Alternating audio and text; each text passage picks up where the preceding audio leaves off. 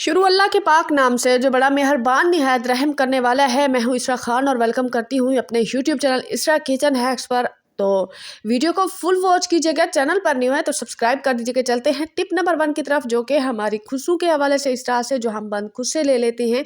ठीक है, तो अक्सर क्या होता है हमारे पाँव की पीछे वाली साइड पर ज़ख़म से हो जाते हैं, ये हमें टच होते हैं ना, तो ये फिर हमें ज़ख़म कर देते हैं, हमारे पाँव दुखने लगते हैं। ठीक है, तो आपने क्या करना है, निशान पड़ जाते हैं हमारे पाँव पर, तो आपने पहनने से पहले एक छोटा सा काम करना है। आपके पास सरसों का जो तेल होता है ना, मीठा तेल, ये देखिए मैं आपको दिखा रही हूँ। तो आपने इसको इस तरह से उंगली की मदद से पीछे वाली साइड पर, दोनों खुशों की साइड पर आपने लगा देना है। गर्मियों में हम अक्सर बिना सॉक्स के खुसे पहनते हैं, तो फिर हमारे पाँव पर लाजमी निशान पड़ जाते हैं।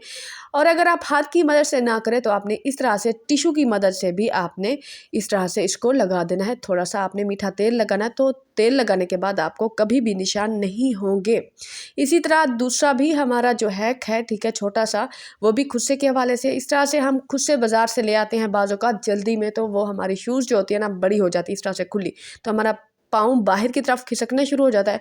जनाब आपने क्या करना है, साइज़ चेंज नहीं करवाना, बल्कि आपने थोड़ा सा टिशू लेके इस तरह से इसके अंदर दबा के रख देना है। फिर आपने इस तरह से शूज़ पहनना है। ये देखिए अब खुसा कहीं नहीं खिसक रहा, तो आपको फिट आ गया है।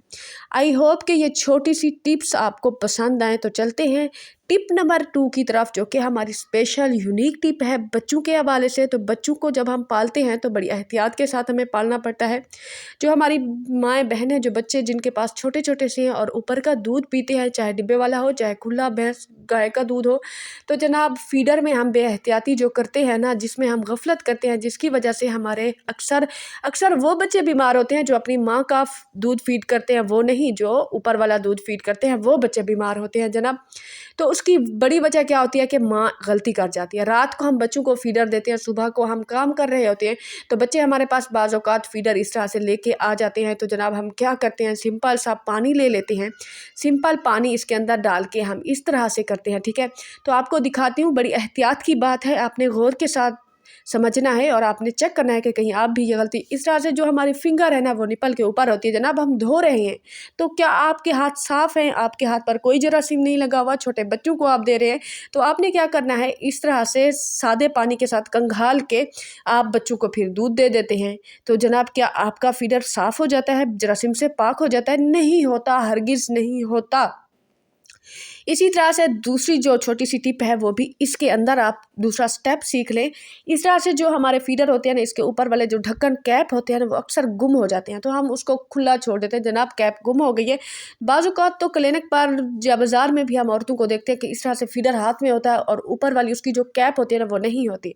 जनाब आपने क्या करना है, आपके पास कैप नहीं है, कोई बात नहीं है, तो आपने क्या करना है, टिशू की मदद से आपने अपने बच्चों के फीडर के जो निपल होते हैं ना, आपने न्यू टिशू लेना है, उसकी मदद से आपने इसको कवर करना है। जनाब इससे क्या होता है, आप कवर नहीं करते, ये नंगे होते हैं, तो मक्खियाँ मच्छर जो चीज़ जरासीम की होती है ना, अजीब किस्म की, तो वो इसके निपल के ऊपर आ जाते हैं और बच्चे, इसके अंदर दूध होना तो बच्चे उठा के पी लेते हैं। जनाब क्या होता है, उसके बाद आपके बच्चे फ़ौरन बीमार हो जाते हैं, बीमारियाँ हो जाती हैं, इन्फेक्शन हो जाती हैं, और ऐसे इन्फेक्शन हो जाते हैं कि जिसकी वजह से बाज़ औक़ात तो बच्चे बहुत ज़्यादा बीमार रहना शुरू हो जाते हैं।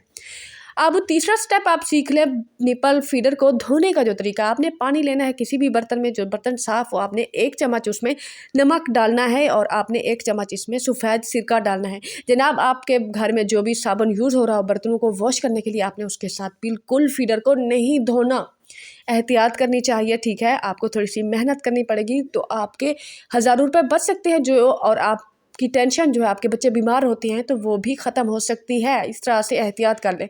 जनाब इस तरह से पानी के अंदर आपने फीडर को इस तरह से उबलने के लिए नहीं छोड़ना, बल्कि एक एक चीज़, उसके कवर, उसके ढक्कन, उसकी निपल, सब उसके कड़े अलग अलग करके आपने उबलने के लिए छोड़ने हैं। 10 से 15 मिनट आपने फीडर को ज़रूर उबलने के लिए छोड़ना है।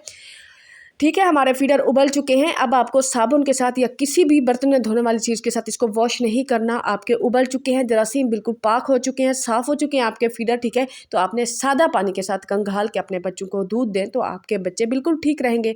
आई होप कि ये टिप आपको ज़रूर समझ में आई होगी। मिलेंगे नेक्स्ट वीडियो में। अल्लाह हाफिज़।